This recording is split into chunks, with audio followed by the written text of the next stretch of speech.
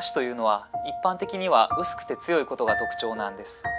そして薄いから太陽なんかに透かすと光がきれいに透けてくる。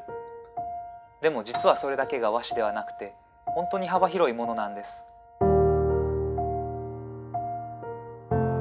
株式会社大上とかねてよりお付き合いさせていただいている紙すき屋さんに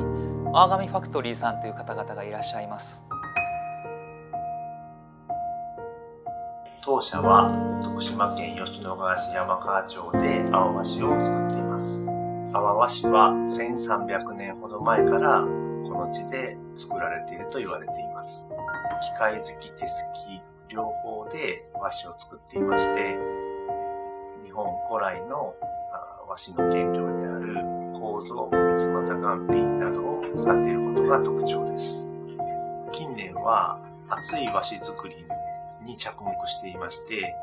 コットンや竹などの天然素材を使ったものを商品として作っております。薄くて丈夫というのは一般的な和紙の売りですが、それが厚みのある和紙だったとしても、その肌触りや見た目の優しさといったことだけでも場面によっては十分価値がある。今回大上では阿波紙ファクトリーさんのこの技術を生かして原料にコットンを用いた厚みがあってそれでいて優しい、そんな和紙の開発に取り組んでみたんです。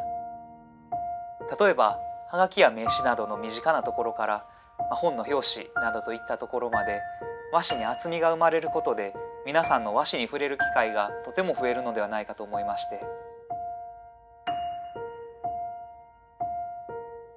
伝統って明かりを伝えることだと思うんです。その時代に合わせて新しい油を注ぎ続ける、そんな和紙作りがここにもあるんです。